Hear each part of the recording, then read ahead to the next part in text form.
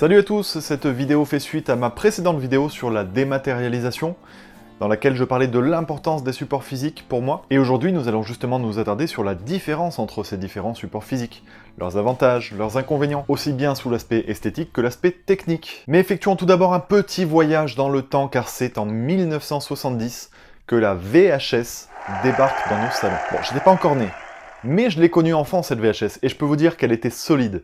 Elle était d'apparence robuste, on la mettait dans un gros magnétoscope, lui aussi bien gros mais bien solide, et on avait la possibilité de visionner le film en avance rapide, du début à la fin. Oui, ça ne sert à rien, mais c'était possible de le faire. Alors certes, au bout de quelques retours en arrière, la bande était défoncée, et on perdait en qualité, on pouvait même certaines fois plus du tout regarder la cassette vidéo, mais avouez quand même pour ceux qui l'ont connue qu'elle avait vraiment un certain charme, et puis que surtout, on n'avait pas d'autre choix. C'est alors dans les années 1995 que le DVD débarque. Celui que tout le monde connaît, qui vit toujours, difficilement. On va dire qu'il survit, mais il est toujours présent. Et là, le bond technologique est vraiment flagrant. Gain de place entre les grosses cassettes et les boîtes de DVD. Gain de qualité, meilleur rendu image. Possibilité de zapper les scènes sans attendre de longues secondes que la bande se défile pour aller à la scène qui nous intéresse. Là, on peut vraiment zapper le film et commencer même au milieu du film si on le souhaite, si on a déjà vu la première partie la veille. Des bonus, une interface, une plus longue durée de vie. Alors, au passage, petite parenthèse sur la durée de vie d'un DVD, à l'époque de sa conception, on nous annonçait des DVD qui duraient 10 ans, qui avaient une estimation de durée de vie de 10 ans. Aujourd'hui, c'est plus le cas, c'est bien plus sur les nouvelles productions de DVD, mais personnellement, j'ai des DVD que j'ai depuis 20 ans, et ils sont toujours en très bon état, et ils fonctionnent. Bref, au final, le seul inconvénient, je dirais, du DVD sur la cassette vidéo, c'est peut-être sa fragilité, hein. Avec, si, bien sûr, on subit une rayure sur le disque, on peut avoir des difficultés pour lire, voire ne plus le lire du tout.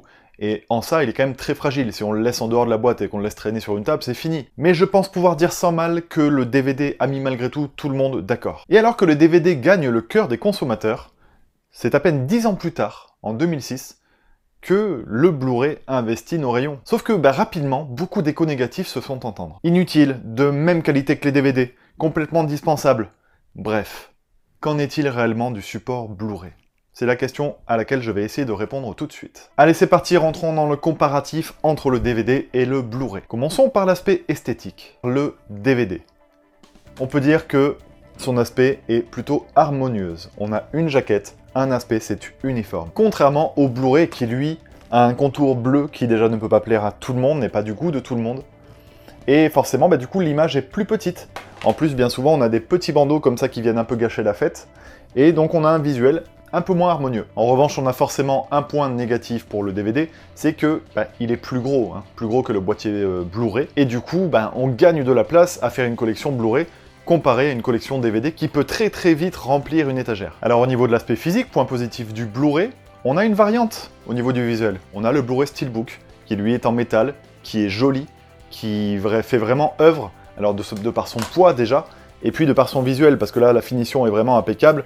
Voilà, on a beaucoup moins l'aspect boîtier avec quelque chose dedans. Là, c'est un peu comme le DVD, on est beaucoup plus uniforme. Et en plus, on a l'aspect solidité qu'on pouvait avoir avec la cassette VHS. Inconvénient du Steelbook, il est très lourd. Et donc, si vous ne collectionnez que les Steelbooks, sur une étagère, très rapidement, l'étagère peut s'affaisser légèrement. Car oui, ça représente malgré tout un poids, surtout quand on en a un paquet. Passons maintenant à l'aspect conception.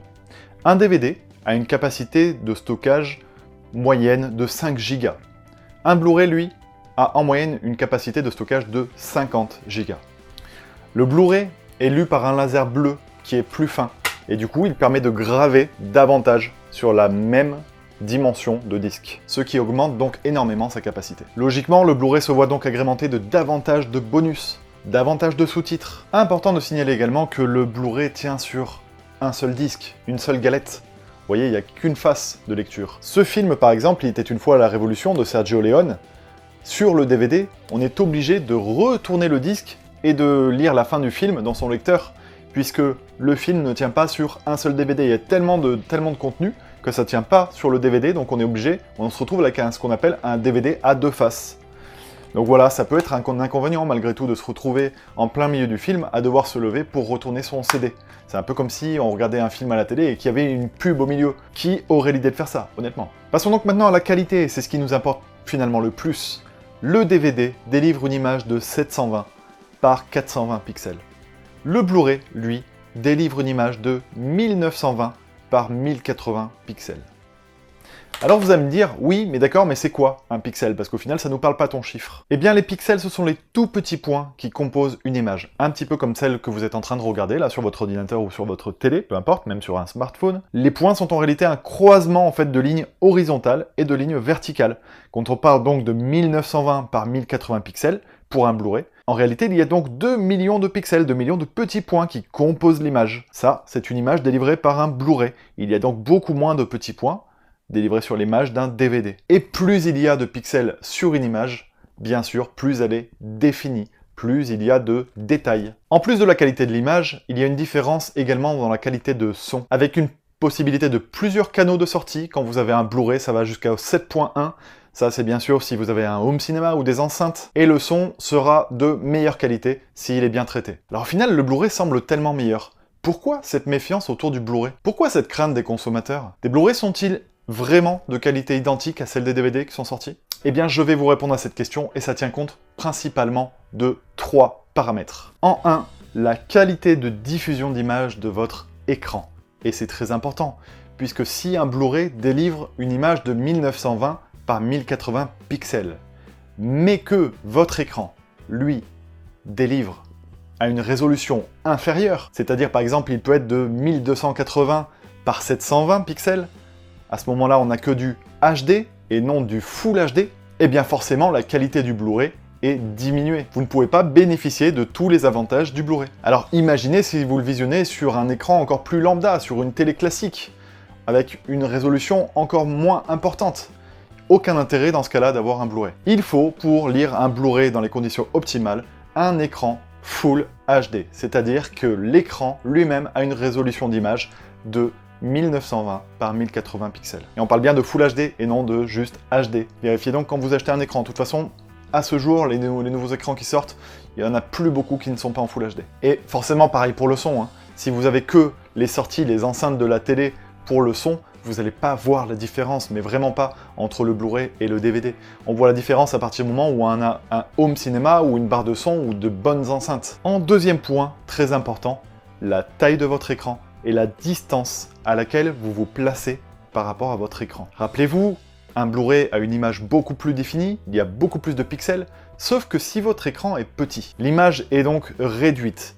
L'œil humain détectera donc beaucoup moins la différence entre le Blu-ray et le DVD, puisque le DVD délivrera une bonne image avec un petit écran. Plus vous allez augmenter la taille de votre écran, plus la résolution va être importante, plus sa définition, les détails de l'image vont être importantes. Plus vous allez avoir une image grosse, plus elle va zoomer, plus vous allez voir les pixels. Du coup, si c'est un DVD et qu'il y a peu de pixels, vous allez presque même les voir. Et oui, donc si vous voulez vraiment une image de très très belle qualité et avoir un bel écran pour vous retrouver un petit peu en disposition cinéma, c'est-à-dire avoir une très grosse image sous les yeux, là, bien sûr, je vous encourage le Blu-ray et je vous encourage un bel écran avec une résolution Full HD au minimum. Si vous n'avez pas les moyens d'investir dans un écran de grande taille et que vous avez un petit écran, eh bien restez sur DVD puisqu'on ne verra pas forcément la différence avec un Blu-ray sur petit écran. Alors je vous ai parlé de la taille de l'écran, mais je vous ai également dit la distance à laquelle on va s'installer de l'écran est, elle également, très importante. Alors voilà, je vous diffuse un petit peu les préconisations pour être installé au bon endroit, pour avoir la résolution optimale de son écran. Sinon, tout cela est un petit peu faussé. Plus vous allez avoir un écran grand et à haute résolution, plus il va falloir être près en fait de cet écran. Si vous avez un gros écran avec une super résolution, mais que vous êtes super loin de cet écran, du coup, encore une fois, vous n'allez pas forcément profiter de l'expérience de la pixelisation de votre écran. Donc voilà, c'est plutôt simple, vous pouvez mesurer la diagonale de votre écran et mesurer la distance de votre canapé. Si vous estimez que vous êtes trop loin, vous pouvez rapprocher votre canapé. À vous de vérifier chez vous votre installation pour la rendre la plus optimale. Mais c'est important pour avoir un bon rendu et pour vraiment profiter de la technologie qui vous est proposée. Si vous êtes super loin ou alors si vous êtes très près, eh bien c'est peut-être normal que vous ne trouviez pas de différence entre le DVD et le Blu-ray. Le troisième élément est le plus important. Vraiment, c'est le plus important. C'est le master qui est utilisé pour la conception du DVD ou du Blu-ray. Qu'est-ce que c'est qu'un master? Le master d'un film, c'est la source du film. C'est-à-dire que c'est le moment où on travaille les effets spéciaux, l'étalonnage, où on prend tous les dossiers, où on prend tous les fichiers, où on travaille la colorimétrie, etc. Et après, tout va être compressé. Tout le travail qui était effectué sur le master dépend bien entendu de la qualité des logiciels de mastering. L'image est donc traitée numériquement après avoir été filmée. Après avoir été filmée, l'image est traitée numériquement sur un master qui est donc un intermédiaire entre la production et le support physique. C'est ce qu'on appelle la post-production. Et c'est pour ça, à juste titre, qu'il y a eu des plaintes sur les DVD quand ils commençaient à sortir. Parce que beaucoup de DVD étaient conçus à partir de masters qui servaient pour les DVD. Les masters n'étaient pas optimum, ils n'étaient pas de super qualité. Et donc on avait certains Blu-ray qui, même s'ils délivraient soi-disant une image de 1920 par 1080, étaient traités avec des mauvais masters et donc n'avaient pas une bonne résolution. Ils n'avaient pas des super bons contrastes, ils n'étaient pas hyper bien définis au niveau du travail. On a donc effectivement certains Blu-ray qui datent un petit peu, qui sont pas d'une qualité vraiment supérieure au DVD. Il faut connaître les titres, ça je vous en reparlerai. Mais ce qui est sûr, c'est que de nos jours, le Blu-ray a vraiment fait son chemin. Les masters utilisés sont très bons. Et de nos jours, les films qui sortent sont vraiment d'une qualité mais largement supérieure à celle proposée pour les DVD. D'ailleurs, l'évolution du Blu-ray et le gain de qualité avec le Blu-ray a fait également augmenter la production et les masters, la post-production des DVD. On a des images de DVD aujourd'hui qui sont bien meilleures que des images de DVD d'il y a 20 ans en arrière. Et alors le vrai gain, pour les Blu-ray, c'est quand une œuvre est remasterisée. C'est-à-dire qu'il y a l'œuvre qui existe, il y a le support, il y a la source, il y a toute la source qui est là, et on retravaille cette source, on redéfinit l'image, on retravaille les lumières, les contrastes, etc. Et on obtient un nouveau visionnage, mais complètement neuf. On a une image super nette, nette ou pas d'ailleurs, peu importe, mais en tout cas qui respecte l'œuvre et qui respecte l'auteur. Par exemple, cette édition 50e anniversaire du film Ben-Hur.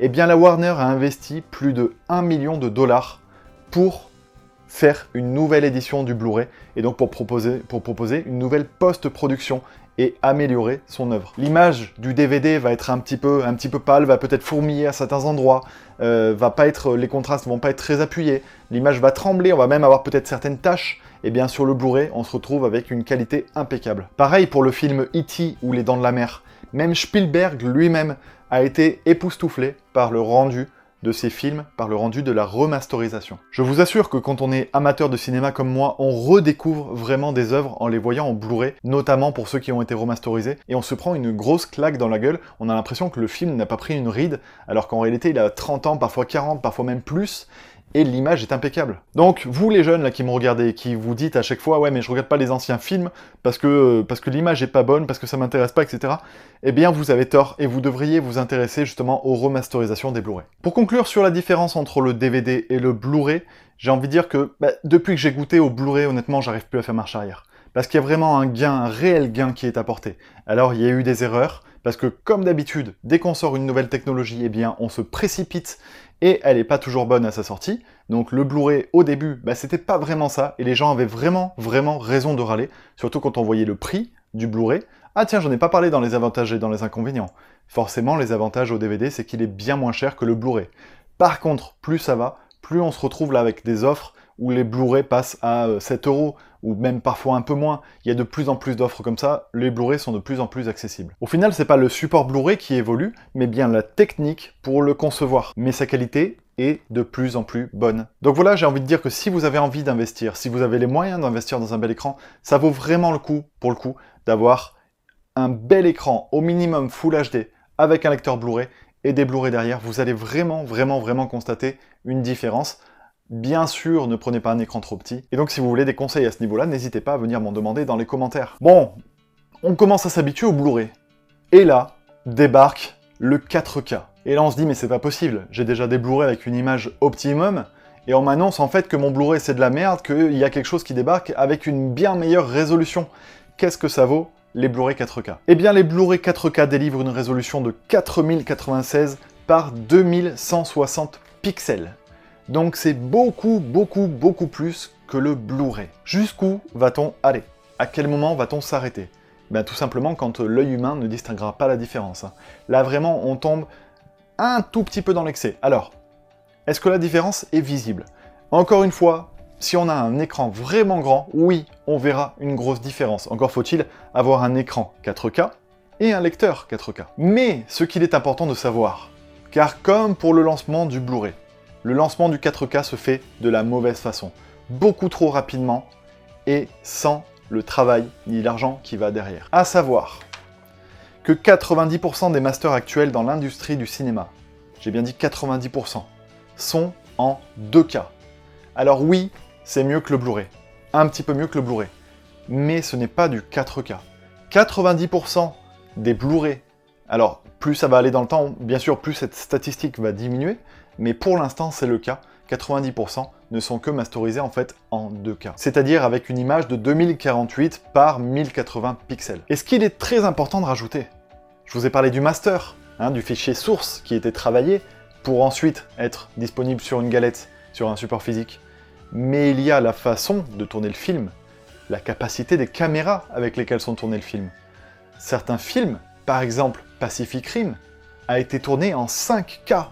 Donc lui, si on traite vraiment la source, on peut avoir une qualité d'image impressionnante. Et ben vous savez quoi, le Blu-ray 4K que vous achetez de Pacific Rim, en réalité il a été masterisé avec un 2K. Là encore, si la façon de filmer, si la source est inférieure au 4K, vous avez beau avoir un Blu-ray 4K, et ben vous avez bien compris que la qualité ne sera pas optimum. Surtout, j'espère que je suis clair, si je ne le suis pas, n'hésitez surtout pas à me poser des questions dans les commentaires. Gagne-t-on vraiment en qualité avec un Blu-ray 4K? Oui, on gagne en qualité.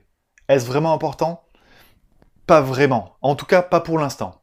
Quand vraiment les masters seront en 4K, quand vraiment les films qui seront dans les Blu-ray 4K seront vraiment masterisés en 4K, on verra déjà une belle différence. Pour l'instant, la différence entre le Blu-ray et le 4K n'est pas aussi flagrante que la différence entre le DVD et le Blu-ray. Est-ce que c'est vraiment utile d'acheter investir dans les Blu-ray 4K? Pour l'instant, non. Et c'est bien là ce qui est dommage, c'est qu'à chaque fois, la technologie tue elle-même sa propre technologie. On nous sort des trucs vachement trop tôt, juste parce qu'on est des pauvres consommateurs un petit peu moutons, et dès qu'il y a un nouveau truc, on saute dessus, on achète, eh bien on se fait pigeonner. Il faut attendre un petit peu, on verra bien si le 4K perdure. Il faut attendre pour que la qualité soit meilleure. Les consommateurs sont déçus, et ce n'est pas pour rien. De la même façon que les consommateurs râlaient pour le Blu-ray, les consommateurs râlent pour le 4K et ils ont bien raison. Donc ne vous précipitez pas sur les Blu-ray 4K, investissez pour l'instant dans le Blu-ray. Bien évidemment, on sera toujours dépassé par la technologie, donc on a beau investir dans quelque chose, dans un objet, il sera forcément dépassé et on aura envie d'acquérir encore ce qu'il y a au-dessus. Voilà, il y a des collectionneurs qui gardent les VHS, qui gardent les DVD, qui gardent les Blu-ray, peu importe. Faites bien ce que vous voulez. Ce qui est le plus important, c'est l'amour envers le cinéma. Je vous parle du 4K en vous disant, on ne sait pas si ça va perdurer, etc. Voyez le Blu-ray 3D, par exemple. Le Blu-ray 3D dans un salon, c'est exceptionnel au niveau de la qualité, au niveau du rendu. Vraiment. Et bien là encore, ils y sont allés trop vite. Avatar a déclenché un truc de fou. Derrière, on a eu le droit à des centaines de titres très très mal étudiés pour la 3D. Et les gens ont acheté, ont dépensé des fortunes à plus de 30 € le Blu-ray 3D pour avoir un truc de merde à la maison. Forcément, aujourd'hui, les films en Blu-ray 3D qui sortent sont magnifiques, honnêtement. Pour avoir un écran 3D personnellement dans mon salon, je peux vous dire que, par exemple, ce Blu-ray 3D de Mad Max, c'est une tuerie en 3D, vraiment. Et bien voilà, les gens n'ont pas suivi, n'ont pas acheté, parce que quand ils ont acheté, ils se sont fait arnaquer, donc les gens ne sont pas bêtes, quand ils se font arnaquer, ils arrêtent d'acheter. Et bien, comme les ventes ont baissé, la 3D, c'est terminé. C'est-à-dire que les grands écrans que vous trouvez maintenant, vous trouvez du 4K, mais vous ne trouvez plus la 3D. Samsung et toutes les autres grandes marques ont tous arrêté la 3D. Vous la trouvez encore sur les vidéoprojecteurs. Pour combien de temps? Je sais pas. Ce qui est très surprenant, c'est que du coup, ils continuent à sortir des films en 3D, mais là-dessus, il y a toute une réflexion à avoir, et j'aimerais bien savoir ce qui va en être dans quelques années.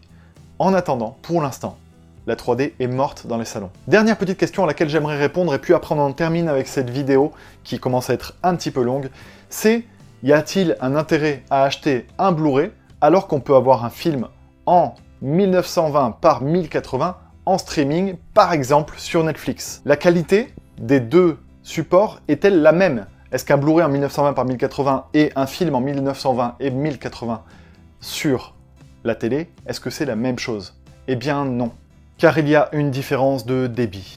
Pour un film envoyé en 1080p sur Internet, il faut 5 ou 7 mégabits par seconde. comme débit? Eh bien, le Blu-ray délivre une image qui a un débit de base entre 19 et 40 mégabits par seconde. Donc quand vous regardez un film en HD sur Netflix, eh bien l'image scintille un petit peu, elle vibre parfois, il y a un effet ghost, un effet fantôme, il y a quelques scintillements, il y a quelques imperfections que vous n'aurez jamais sur votre disque Blu-ray. Donc pour l'instant, le Blu-ray a encore lieu d'être, et j'ai vraiment envie de dire longue vie au Blu-ray.